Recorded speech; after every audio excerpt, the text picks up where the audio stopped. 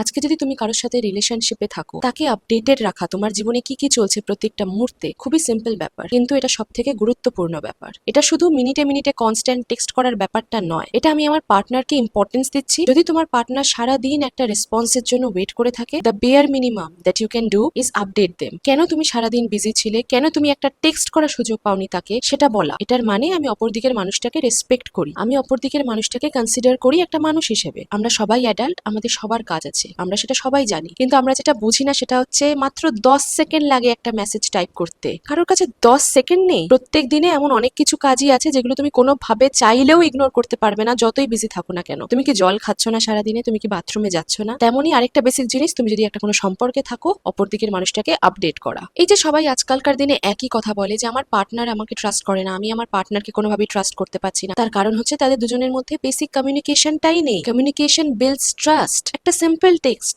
আজকে আমি একটু বিজি আছি, কাজের লোড প্রচন্ড আছে, কাজটা শেষ করে আমি তোকে টেক্সট করব, বা আমি একটা মিটিং এ ঢুকছি, অনেকক্ষণ সময় লাগতে পারে, কখন শেষ হবে জানি না, শেষ হলে আমি তোকে টেক্সট করব। এই বেসিক টেক্সটটা টাইপ করতে 10 সেকেন্ডেরও কম সময় লাগে, আর ভয়েস মেসেজ পাঠালে লিটারালি 5 সেকেন্ড। ছোট ছোট টেক্সট গুলো আননেসেসারি ডাউট থেকে অপরজনকে দূরে রাখে, আর অন্যজনও একটু টেনশন ফ্রি থাকে, নিজের মতো নিজে কাজ করতে পারে, আর উল্টোপাল্টা চিন্তা মাথায় আসে না। একটা রোম্যান্টিক রিলেশনশিপে থাকার সময় আমরা যদি অপর দিকের পার্টনারকে ট্রুলি ভ্যালুয়েবল মনে করি, আমরা তাদেরকে এমন পরিস্থিতিতে রাখতেই চাই না যে তারা উল্টোপাল্টা সারাদিন ভাবতেই থাকবে আমার কিছু যায় আসে না। এরকম হতেই পারে না। আমরা আমাদের জীবনে যাদেরকে ভালোবাসি তাদের থেকে কোনোভাবেই আমরা ইগনোরেন্সটা নিতে পারি না। তোমার পার্টনার যদি একটা ছোট্ট টেক্সটের জন্য সারাদিন অপেক্ষা করে থাকে, তারা একটা না একটা সময় ভাববেই যে আমি যাকে ভালোবাসি তার জীবনে কি আমি আদেও কোনো ভ্যালু রাখি, তার জীবনে আমি ঠিক কতটা ইম্পর্টেন্ট যে আমাকে একটা টেক্সট করতে পারছে না সামান্য। ওই সারাদিনে good morning, good night, I love you, I like you, I miss you, ওইটুকু বলে দিলেই শুধু হয় না। Love is not just about exchanging this mere words every single day, it's about effort.